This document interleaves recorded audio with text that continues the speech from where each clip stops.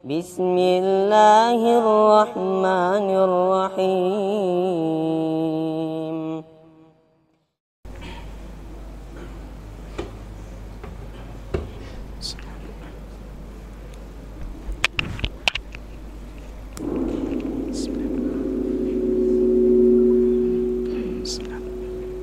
Assalamualaikum warahmatullahi wabarakatuh.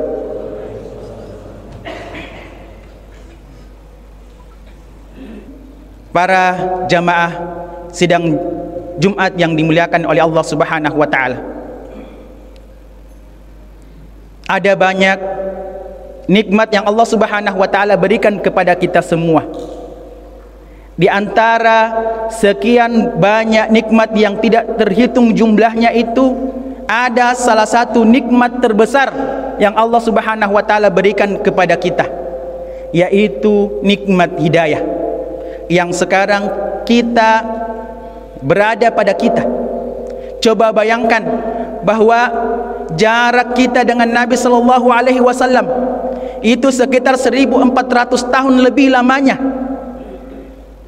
Namun hidayah itu menempuh jarak dan waktu untuk menemui kita, menghampiri kita melalui banyaknya bahkan miliaran manusia yang tidak disentuh oleh hidayah dari Allah Subhanahu wa taala. Bahkan orang yang dekat dengan Nabi sallallahu alaihi wasallam pun tidak mendapatkan hidayah. Paman Nabi Abu Talib mati dalam keadaan tidak mendapatkan hidayah. Alhamdulillah, hidayah itu mampir, dan mari kita pertahankan selalu hidayah itu pada diri kita. Salawat dan salam atas Nabi kita Muhammad sallallahu alaihi wasallam, Nabi rahmat bagi semesta alam, Nabi pembawa hidayah untuk semua makhluk, terutama jin dan manusia. Nabi satu-satunya yang diberikan mandat untuk memberikan syafaat di hari akhirat. Jamaah yang dimuliakan oleh Allah Subhanahu wa taala, kalau kita berbicara tentang Nabi Muhammad sallallahu alaihi wasallam, pasti di sana mengaduk emosi, mengaduk perasaan.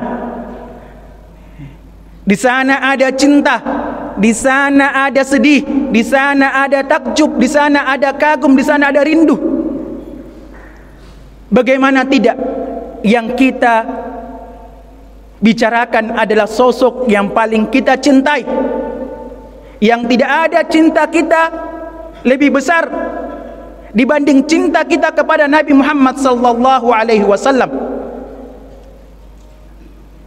Tidak beriman seseorang di antara kalian sampai cintanya kepadaku lebih besar daripada cintanya kepada orang tuanya, kepada anaknya, dan kepada seluruh manusia.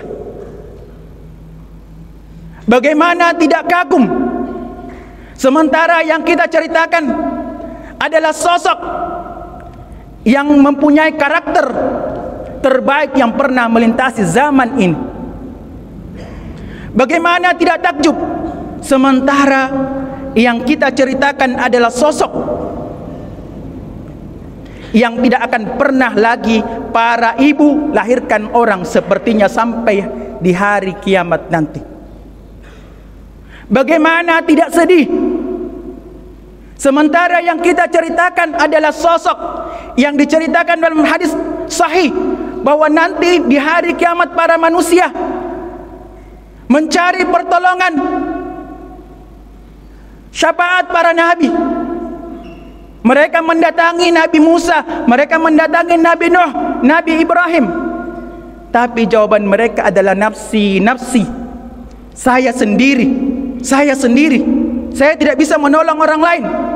Dan tatkala mereka datang kepada Nabi Muhammad sallallahu alaihi wasallam, Nabi sallallahu alaihi wasallam kemudian bersimpuh memohon kepada Allah Subhanahu wa taala, ummati, ummati, ummati, umatku, umatku, umatku. Bagaimana kita tidak rindu kepada Nabi sallallahu alaihi wasallam, sementara yang kita ceritakan adalah sosok yang dalam hadis sahih dikatakan bahwa ketika dia menyeberang siratal mustaqim, karena dia adalah orang yang paling pertama menyeberang siratal mustaqim, dia berhenti di ujung jembatan, kemudian berdoa kepada Allah Subhanahu wa taala, ya Rabb sallim, ya Rabb sallim. Dia melihat kepada orang yang lewat jembatan siratal mustaqim di belakangnya, kemudian berkata, ya Rabb sallim, ya Allah selamatkanlah orang yang lewat dari umatku, selamatkanlah orang yang lewat di jembatan siratal mustaqim dari umatku. Rasulullah sallallahu alaihi wasallam begitu sayangnya dia kepada kita umatnya. Bagaimana kita tidak terinspirasi? Bagaimana kita tidak sayang, sementara yang kita ceritakan, yang kita bicarakan adalah sosok yang pernah duduk bersimpu di hadapan anak kecil. Anak kecil itu menangis karena burung kanarinya mati. Nabi SAW bersimpu di depannya, kemudian anak kecil itu datang berlari memeluk Nabi SAW. Ya Aba Umair, ma fa'alan Nughair. Wahai Aba Umair, ada apa dengan Nughair? Nama burung si anak kecil itu. Ia menangis di pelukan Nabi sallallahu alaihi wasallam. Akhlak Nabi sallallahu alaihi wasallam di hadapan anak kecil, bagaimana lagi dengan di hadapan orang tua? Jamaah yang dimuliakan oleh Allah Subhanahu wa taala. Bagaimana kita tidak cinta kepada Nabi sallallahu alaihi wasallam, sementara melihatnya saja kita sudah jatuh cinta pada pandangan pertama. Tanyakan itu kepada Abu Hurairah, tanyakan itu kepada Salman Al-Farisi, kepada para sahabat yang sudah jatuh cinta kepada Nabi sallallahu alaihi wasallam ketika pertama kali bertemu dengan Nabi sallallahu alaihi wasallam. Tanyakan itu kepada Hasan bin Thabit. Sebelum masuk Islam, dia dibayar, disuruh oleh pembesar Quraisy untuk membuat syair, membuat kasidah yang berisi ejekan, hinaan kepada Nabi sallallahu alaihi wasallam. Akhirnya Hasan bin Thabit pergi melihat Nabi sallallahu alaihi wasallam, orang yang diperintahkan untuk ia jelekkan dalam syairnya. Ternyata apa yang ia lihat jauh sekali dari gambaran orang-orang kafir Quraisy. Akhirnya ia pulang kepada pembesar Quraisy itu. Ia berkata, mali hajatun limalika. Saya tidak butuh terhadap hartamu. Mereka berkata, kenapa? Kenapa? Ia menjawab bahwa saya beriman kepada Allah Subhanahu wa taala. Saya bersaksi kepada Allah, bersaksi bahwa tidak Tuhan selain Allah Subhanahu wa taala dan Muhammad adalah Rasul Allah Subhanahu wa taala. Bahkan ia malah membuat syair yang memuji Nabi sallallahu alaihi wasallam, ya. Ruhun minan nuri fi jasadin minal qamari kahilyatin nusijat minal anjumiz zahri. Ruhnya Nabi Muhammad berasal dari cahaya yang terbungkus dengan tubuh yang berasal dari bulan,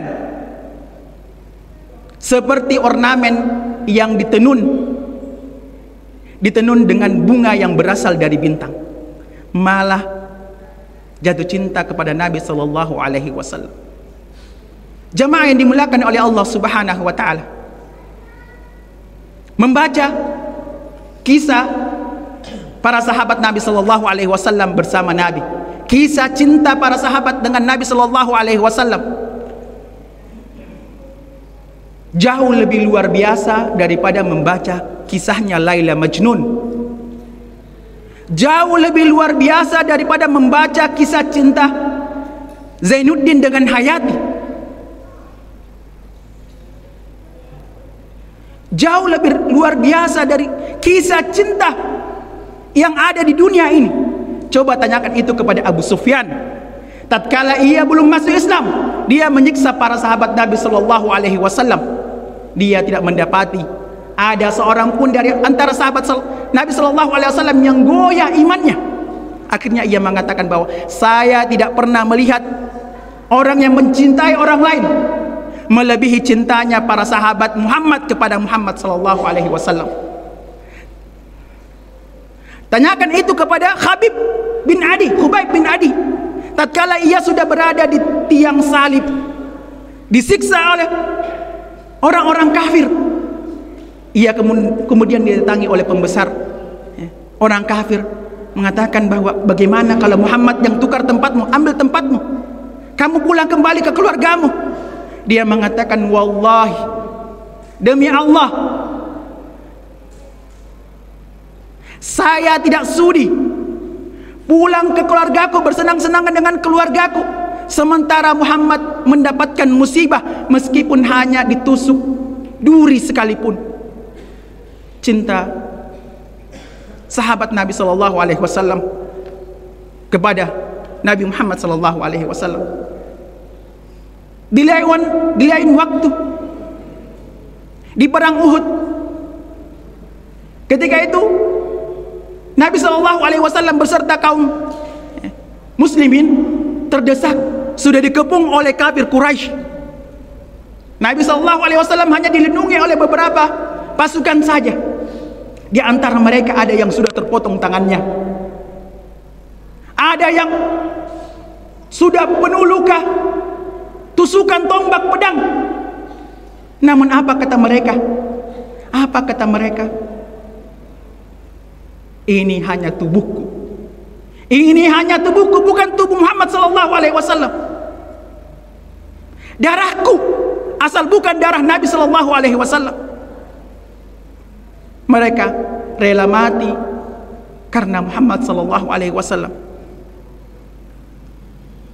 Jemaah yang dimuliakan oleh Allah Subhanahu wa taala, adalah Thabit Al-Bannani, seorang tabi'in.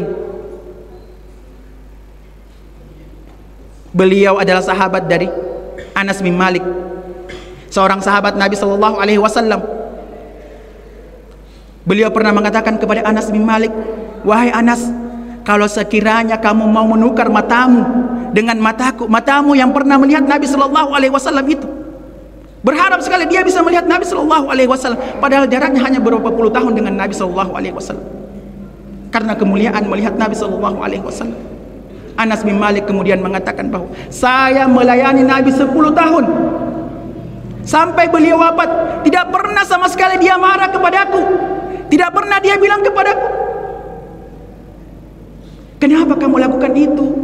Kenapa kamu lakukan itu wahai Anas? Kenapa kamu tidak lakukan itu wahai Anas? Tidak pernah sama sekali ia mencelaku. Saya tidak pernah menyentuh kain sutra yang lebih halus dibanding tangan Nabi sallallahu alaihi wasallam. Tidak pernah mencium bau tubuh seharum tubuh Nabi sallallahu alaihi wasallam, bahkan keringatnya berbau parfum Nabi sallallahu alaihi wasallam. Jemaah yang dimuliakan oleh Allah Subhanahu wa taala, membaca kisah Nabi sallallahu alaihi wasallam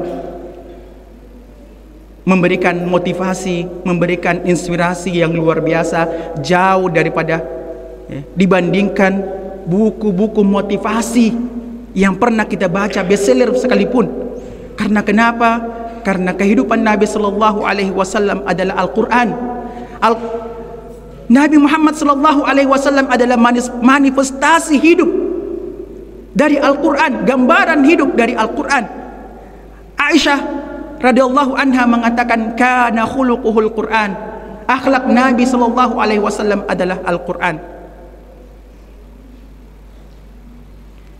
Setiap gerak-geriknya, perbuatannya, perkataannya, sifatnya adalah merupakan petunjuk teladan bagi kita semua.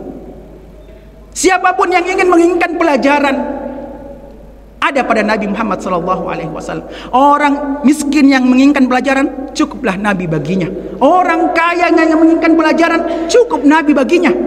Anak kecil, orang tua, pemimpin, rakyat biasa yang menginginkan pelajaran, cukup Nabi baginya. Oleh karena itu, saya mengajak kepada kita semua untuk mempelajari kisah hidup Nabi sallallahu alaihi wasallam. Karena mempelajari kisah Nabi sallallahu alaihi wasallam tidak terbatas pada waktu tertentu saja. Tidak pada bulan tertentu saja. Kita mempelajarinya sepanjang hayat kita. Karena kita diperintahkan untuk mengikuti meneladani Nabi sallallahu alaihi wasallam sepanjang hidup kita.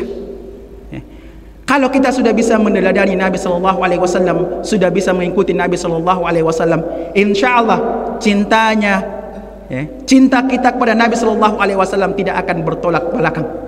Nabi sallallahu alaihi wasallam pun akan mencintai kita. Yang ketika kita sudah mendapatkan cinta Nabi sallallahu alaihi wasallam, insyaallah kita akan mendapatkan syafaatnya nanti di hari kiamat. Aqulu qouli hadza wa astaghfirullah li wa lakum fastaghfiruhu innahu huwal ghafurur rahim.